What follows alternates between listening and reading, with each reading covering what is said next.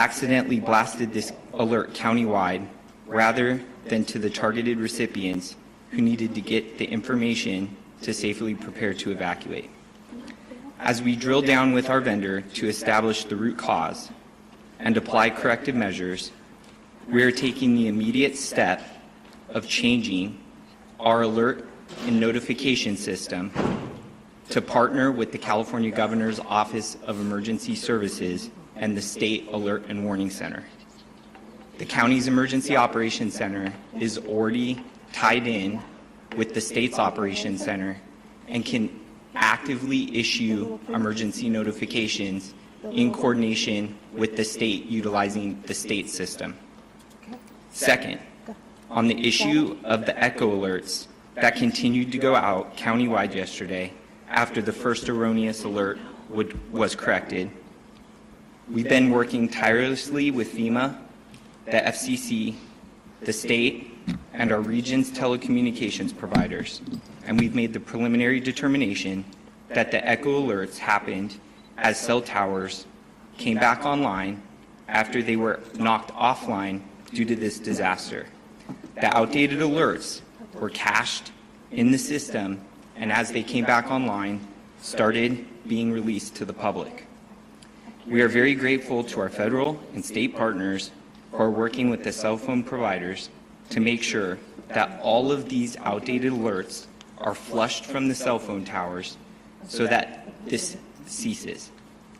We believe this process is largely complete, and we are working with our federal partners and the providers to ensure that there is not a reoccurrence of the alerts going out in error. This has been frustrating, unacceptable, and the public is in the most need of accurate information, and we are moving forward rapidly to reestablish that. Finally, the press release spells out some of the immediate improvements that we are concurrently making to establish a more robust multi-layered notification system. We are enhancing 211 call network to respond to the public's urgent need for information. Technology, it can be great. These emergency alerts helped us evacuate hundreds of thousands of people in immediate life safety measures. We've undoubtedly saved lives. But the last couple of days have also reminded us that technology is vulnerable to the impacts of a disaster, especially unprecedented ones. So I will close by reminding everyone in the public, please, for your safety, the safety of your family and friends, to receive emergency alerts, you can sign up for our local program, which will be utilized by the state by going to Alert LA County. These are customized alerts. They are different than the wireless emergency alert. When you sign up, you can put landlines, your cell phone, you could receive text and email messages. Go to lacounty.gov/emergency to sign up for Alert LA County. With that, I thank you, and I'll introduce Fire Chief Anthony Maroney.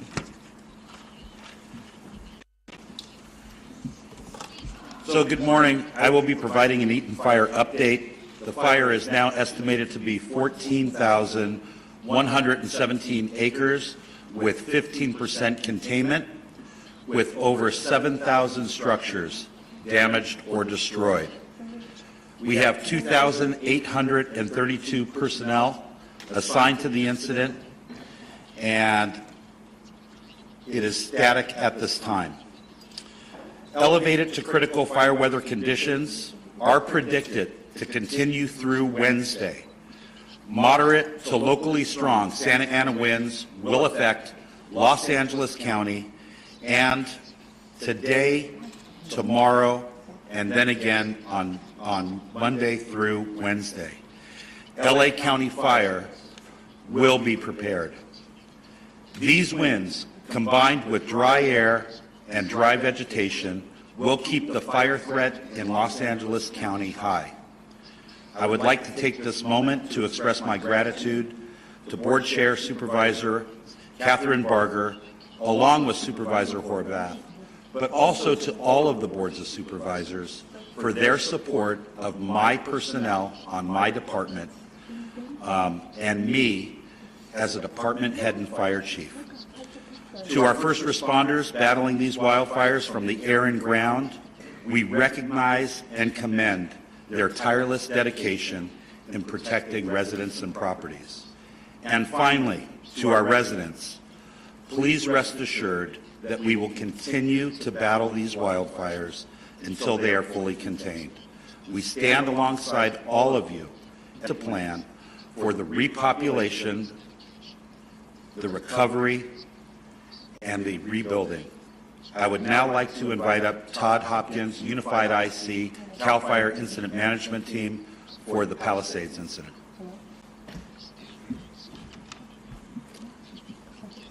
Good morning. The Palisade incident is now at 21,596 acres and 11% contained. It is being in unified command with CAL FIRE Incident Management Team 2 coordinating the efforts. Ground crews and aerial assets worked through the night in the Mandeville Canyon area, creating containment lines and protecting structures, continuing a full suppression effort. Approximately 100 engines were surged into that area for direct suppression efforts and for structure defense. 6 night flying helicopters were utilized all night, and additional night flying resources were also ordered. It was an approximate 1,000 acres in growth last night in the Mandeville Canyon area. Early estimates from an aerial reconnaissance indicate approximately 5,316 structures have been destroyed. And please, what I want you to remember is that structures does not mean homes. Structures can be homes, outbuildings, RVs, automobiles, or other types of things like sheds or outbuildings. Damage inspection teams have been in the field surveying properties. As of this morning, it's confirmed 426 homes have been destroyed.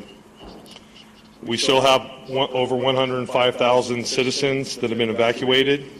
There is a fire weather watch being issued for the next 72 hours. And tonight, there will be a community meeting at Calvary Westlake Church at 6:30 p.m. tonight. The address for the meeting is 5495 Via Rocas in Westlake Village. And next, I would like to introduce LA County Sheriff Robert Luna. Thank you, and good morning. So this morning, our staff at the Los Angeles County Sheriff's Department has increased to approximately 700. We continuously bring people in. We've shifted to 12 on, 12 off shifts in patrol, and we will continue to reevaluate that as the needs come up, not just in our area of responsibility, but the entire county of Los Angeles and our partner law enforcement agencies' needs. Just to reiterate, our missions include hard road closures, traffic control points, roving security, welfare checks, evacuations as needed at the request of our partners at fire. And from what I'm told currently, we are not performing any evacuations, but that can change at a minute's notice. And we're doing escorts for essential service needs like animal recoveries, medications, and things of that nature. Now, I want to take a couple of minutes to explain this so that hopefully everybody understands. An evacuation order versus warning. And I want to put this out to our community, some of them who have been significantly impacted. And we're trying to have as much empathy as we possibly can, but safety does come first. I would like to reemphasize that an evacuation order is a mandatory directive for residents to leave the area immediately due to imminent danger. Wildfire, floods, anything of that nature. Failure to heed our warnings can put individuals at risk and potentially interfere with emergency response efforts. You've heard me say it the last couple of days. Every miraculous story of a rescue or tragedies that we're encountering, the majority are people who did not heed the warning to leave or the order to leave. Failure to heed these warnings, I already talked about that. Evacuation warnings are precautionary alerts informing residents that they should be prepared to evacuate as the situation may worsen, so you've got to be ready to go. A lot of people are coming back saying, hey, I need my medicine. Please try and remember, and I know it's chaotic, it's stressful, it's not easy. Important paperwork, your medication, your pets, maybe supplies for your pets, those kind of things, have those ready to go. While it's not mandatory, it's strongly advised to prepare to leave the area to make other arrangements. Please understand, the decisions to evacuate or issue warnings are not made lightly.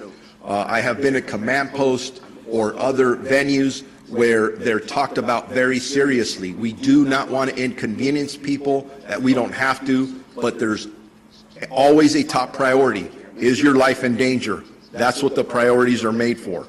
Many orders have been downgraded or lifted related to the Eaton fire, such as Glendale, La Crescentia, much of Pasadena, Monrovia, La Cañada, Flint Ridge, Arcadia, and some in Sierra Madre.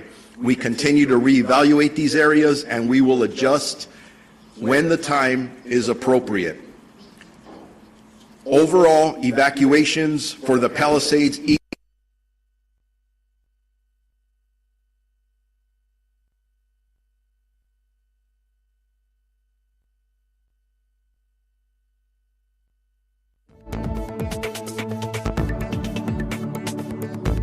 $57,000 structures are still at risk.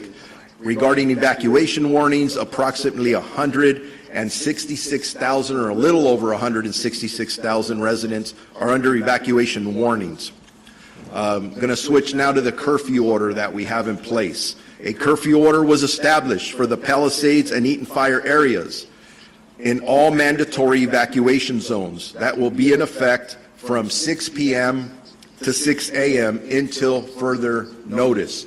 That is something else we continuously will be evaluating.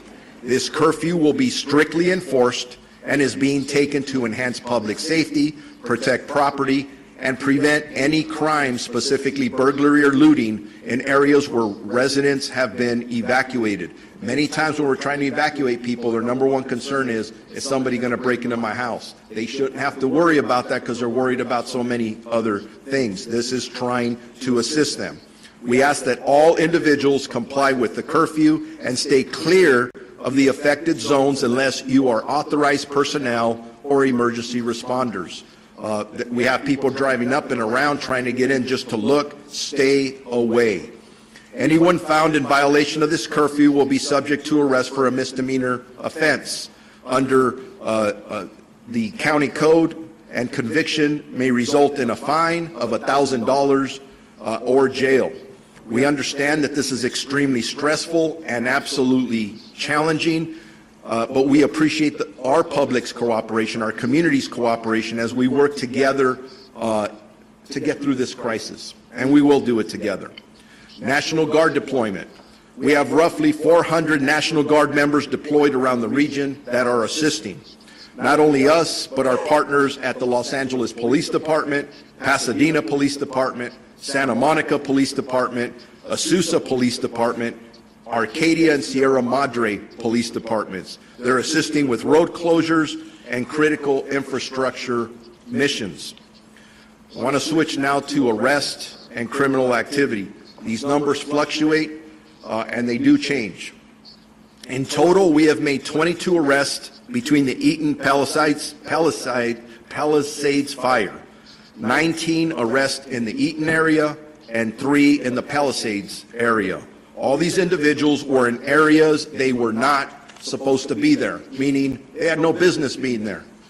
Of the 4 arrested last night, 2 were arrested for unauthorized entry of emergency areas. Basically, we had 2 arrests for curfew violations. You heard me say it yesterday. We've directed our deputies that under these circumstances, if you get arrested for a curfew violation, you are not going to be cited and released. Those 2 individuals were actually booked at stations. So I'm just letting you know, you go out there and you violate this curfew, you are going to spend time in jail. You're not going to get cited and released. I want to make that very clear. Most of the arrests were made for burglary, looting, including trespassing, possession of narcotics, identity theft, and 1 suspect was on active parole and charged with the possession of a concealed firearm. These are the kind of folks that our deputies are encountering, stopping, investigating. Some of them need to arrest, some of them don't. These did. Switching gears on you again, something that we're starting to do this morning.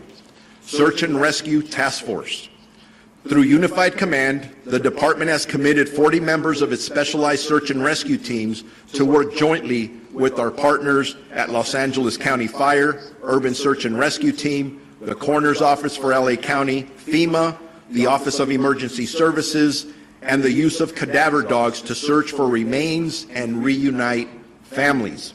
They will conduct systematic grid searches that will commence this morning to locate missing persons and reunite families. Due to safety concerns, we are unable to safely search the impacted areas during the hours of darkness. So this will only be taking place while there's light.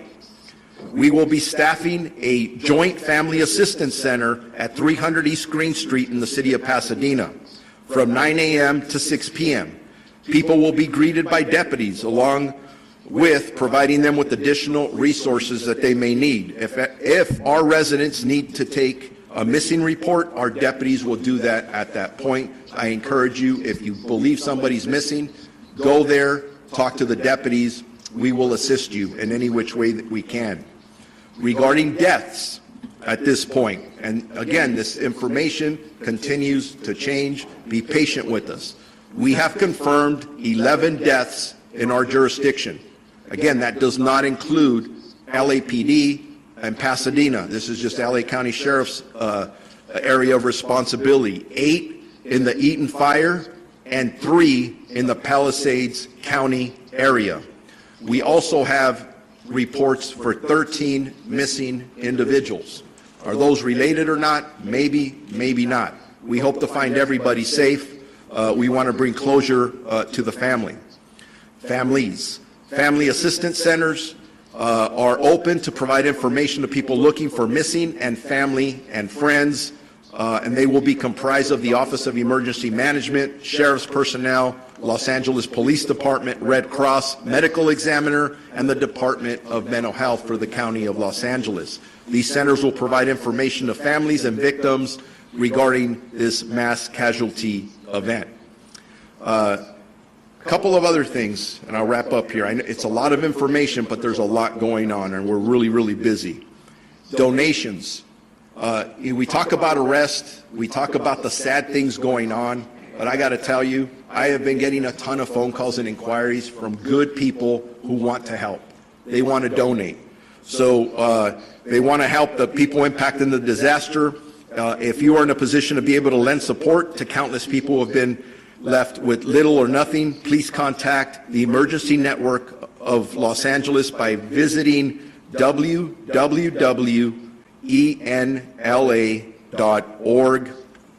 The last 2 things more. One, if you haven't heard, we were scheduled to have an NFL playoff game here Monday night at SoFi Stadium, the Rams versus the Vikings. The decision was made to move that game. It is now going to be taking place in Glendale, Arizona.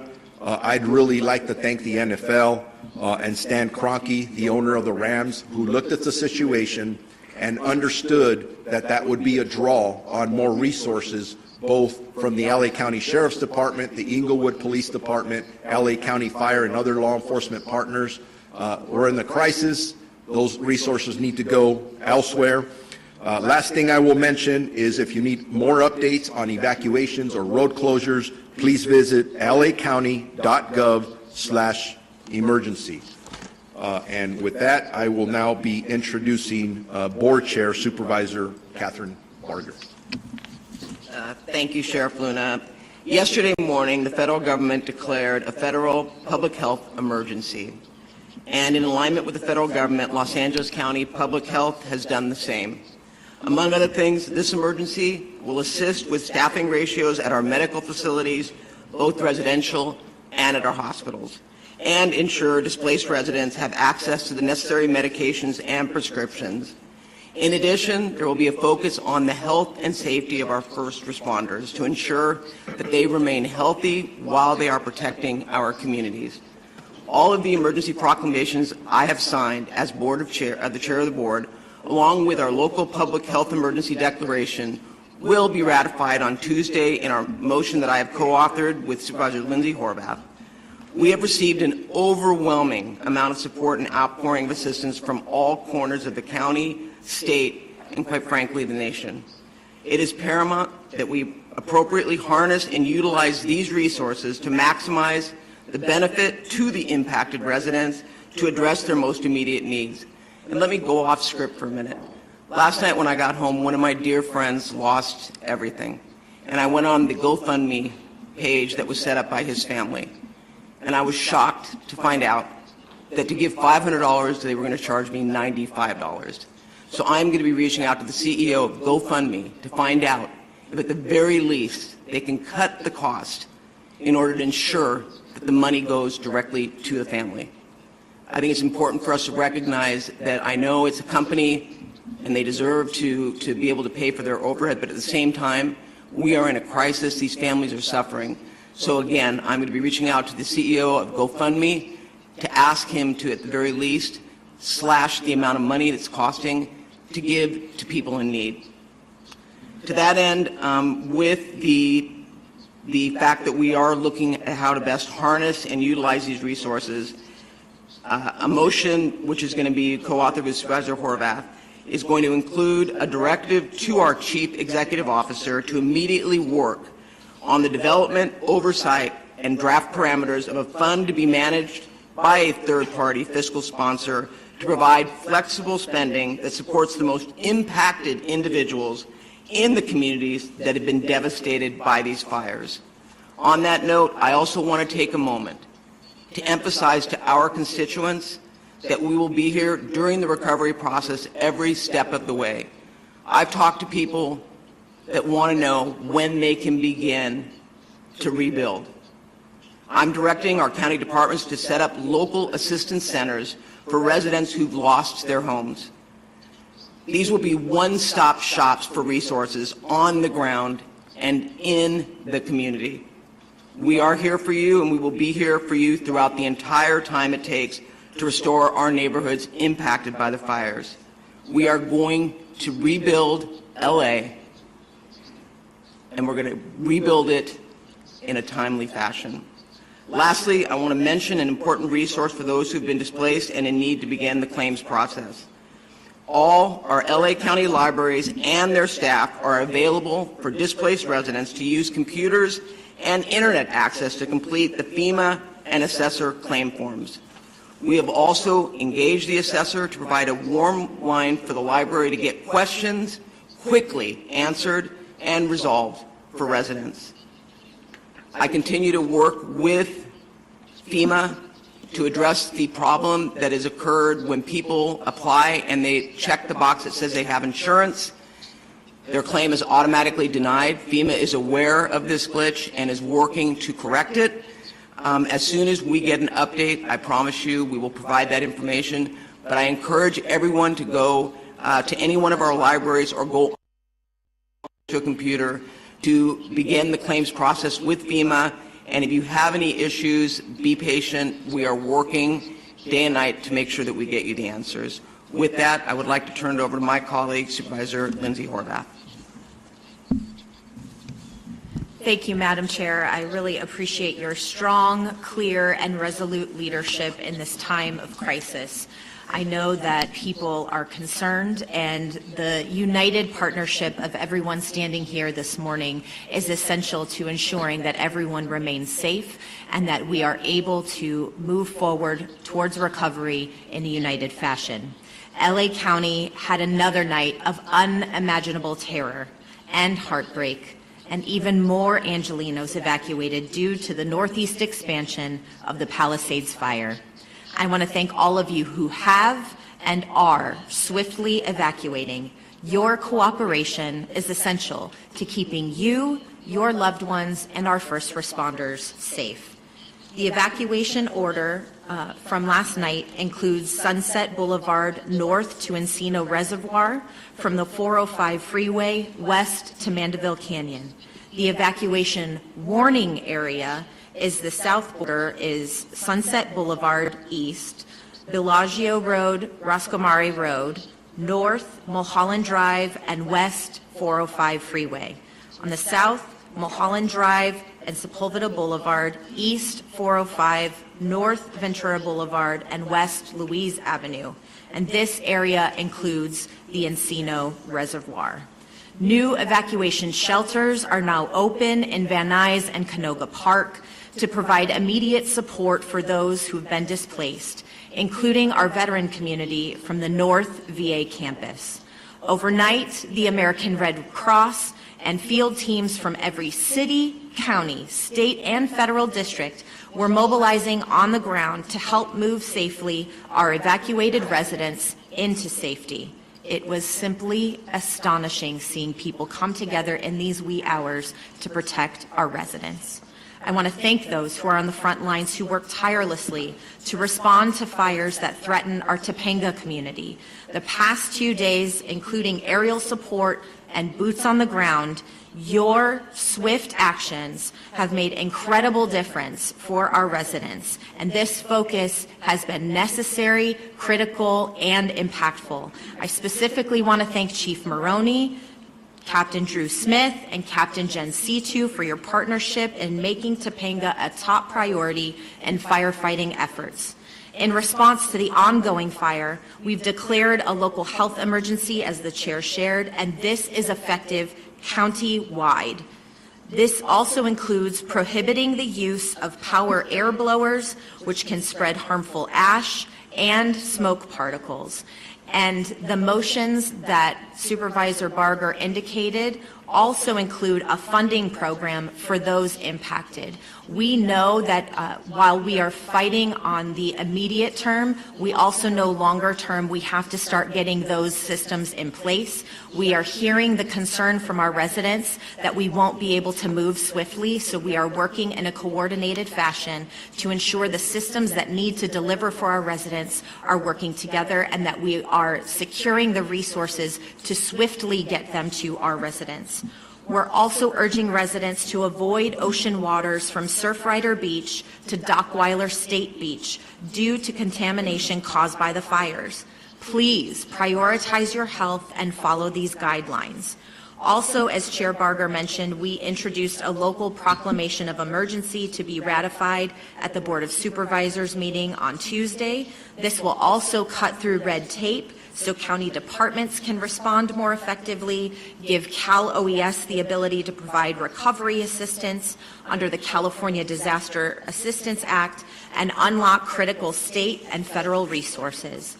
At my request yesterday, Senator Schiff reached out to Secretary Mayorkas and FEMA to investigate the emergency alert issue that Director McGowan spoke about.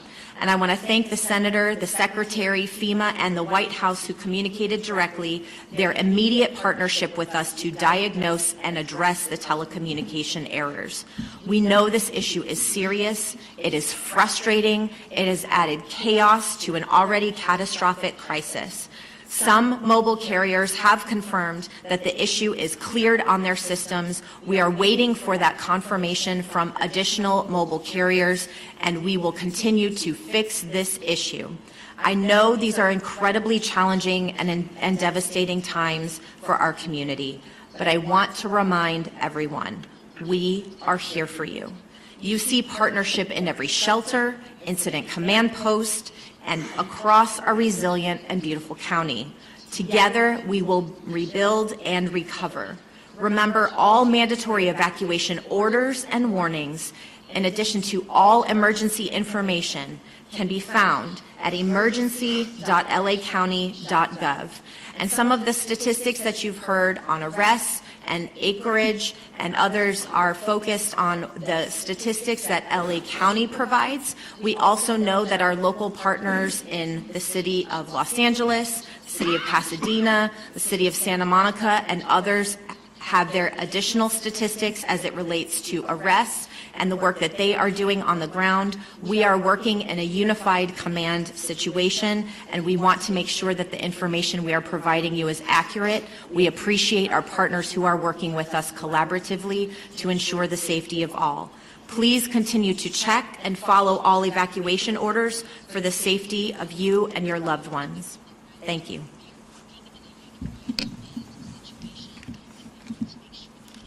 Thank you. We also want to recognize a few individuals that have joined us at today's press conference. We have with us State Board of Equalization Chair Antonio Vasquez and also Senator Ben Allen, and we are also joined this morning by U.S. Fire Administrator Dr. Lori Moore-Merrill. Thank you for being here. We will now transition to question and answer with the press. Does anyone have a question?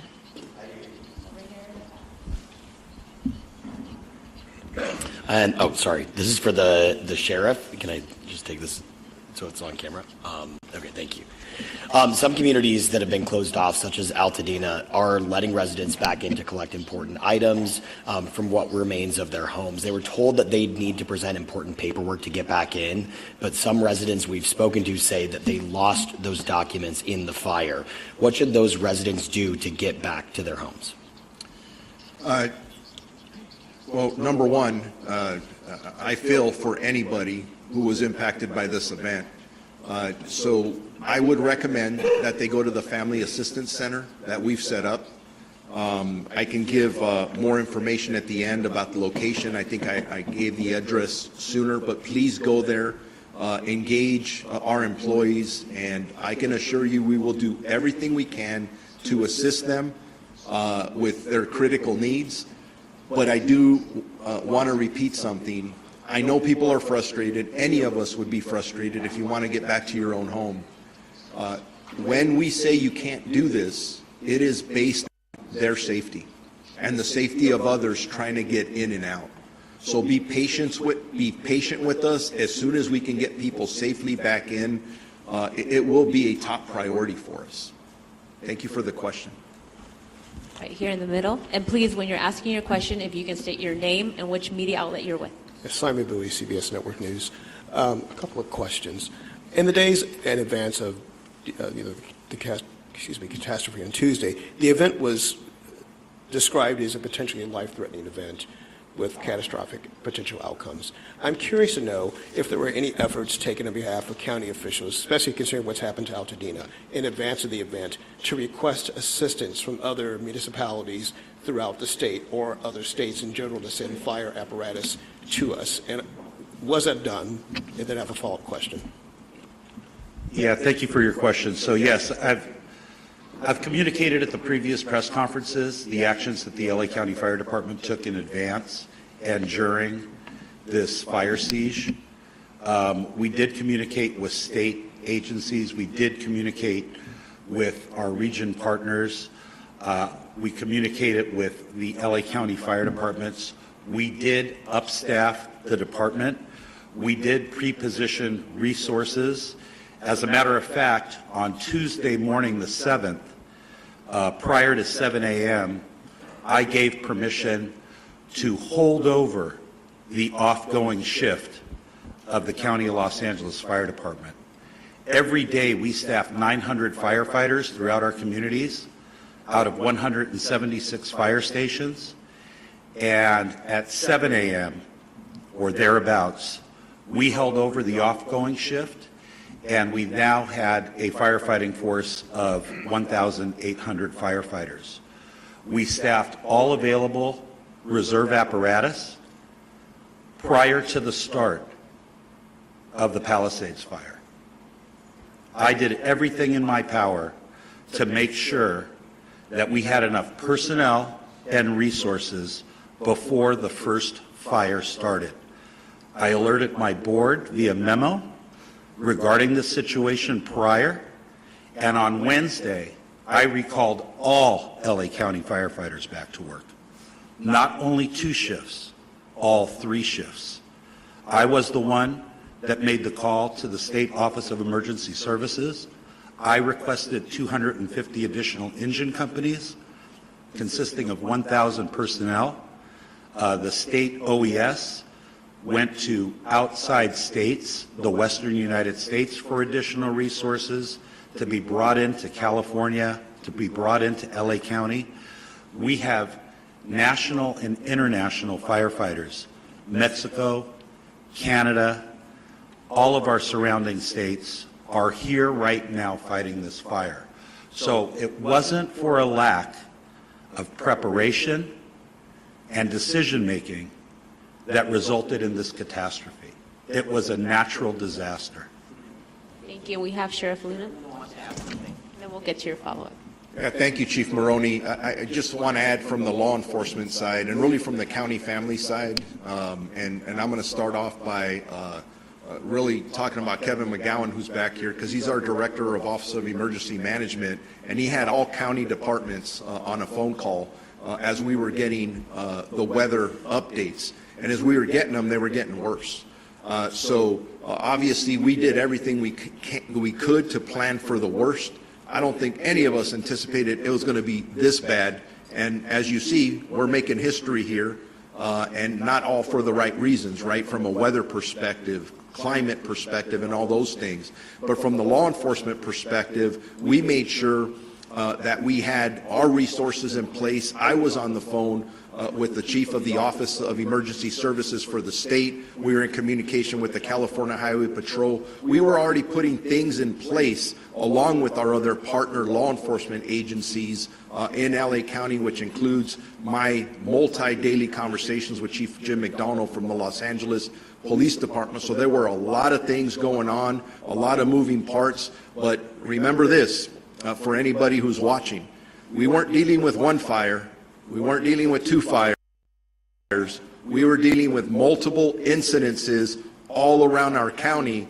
And I got to tell you, from a first responder perspective, we're still answering 911 calls. We are still responding to people who are asking for help throughout the Los Angeles. So I'd just like to throw this out. And you're going to ask tough questions. We need to answer those tough questions. But man, I'm telling you, I am so proud, and I could speak from the policing side of it, our deputy sheriffs, because most of them haven't had a day off. Most of them haven't seen their families, but they're out there. I've run across many of my employees who have tears in their eyes because they're seeing the devastation, and it's impacting them, it's impacting their families. Not to mention, I've spoken to at least 4 of my employees who have lost their houses, total losses, and I'm getting more of that every day. So I just want to throw that out as we're talking about our preparedness and what we're doing and next steps. This event is unprecedented, and I'm really proud to be part of this county family and the partnerships that we have in the region and the state. I believe our mutual aid systems are second to none in the entire United States. Your follow-up? Can I just add one thing on that? And Chief Maroney, you touched on it. I was at the Rose Bowl yesterday, and that is the command center where all the different agencies are positioned. And I had the opportunity to talk to firefighters throughout the state from CAL FIRE, but also from Kern County, from Santa Clara, and they were talking about the fact that this is a year-round situation, and they stand ready at a moment's notice to drop everything, and they commit to, what I was told, 14 days at any incident. So this is an example of mutual aid, but this is going on constantly, and we are always prepared. And to Chief Maroney's point, even before this fire broke out, they were preparing, knowing that the Santa Ana winds were coming. So we were prepared for what we believe to be a very dire situation. And so I also want to thank you, Chief Maroney, because you did alert us, and you had an all-hands-on-deck working with the sheriff. So I just want to make that point clear. Thank you, Supervisor. Follow-up? Did you have a follow-up question? Did you? Your follow-up question? Okay, over here in the back.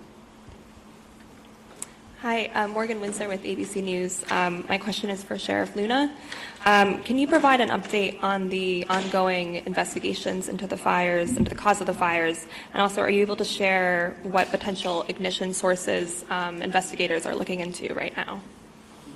Yes. As I stand here right now, from the last update I have, it is still absolutely an extremely active and fluid investigation.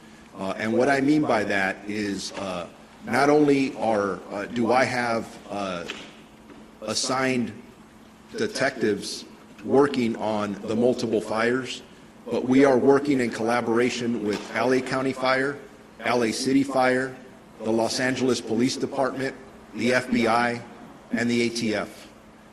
And they are meeting as we speak.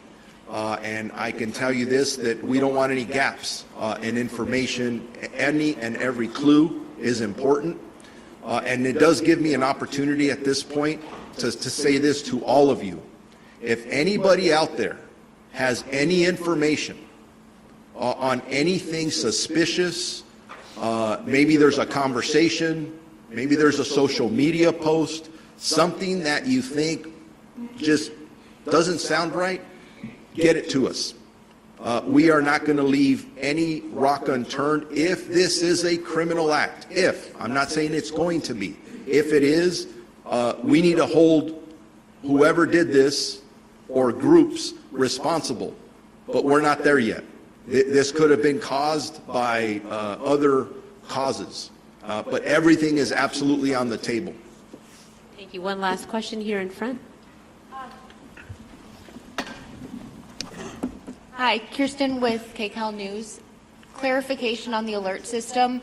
Is it required for residents to go online and sign up? There's no automatic alert. I mean, some people don't have power or access to the internet to do that process. Will they be automatically notified at all if they are in that zone? Yes, the system that we're partnering with the California Office of Emergency Services still has the ability to issue wireless emergency alerts through their process. That is the push notification that goes to cell phones. If people have, right now the best way, if you don't have access to sign up directly with through the internet onto the alert system, would be to call 211 and get assistance through that source. Thank you. That's the end of our press conference. To be clear, if I may, I just want to be clear, you don't have to sign up. You'll get the alerts automatically. Anything that you want in addition, I think what Director McGowan is saying is any clarification that people need, you can go online. If you can't go online, you can call 211, but the alerts are automatically being sent. And you also can't unsubscribe, which is, I know, been frustrating for people too. They want to shut the alerts off as they've been disturbing through that repetitive process. Thank you for that. Thank you for joining us today. It's the end of our press conference. See you tomorrow at 0800.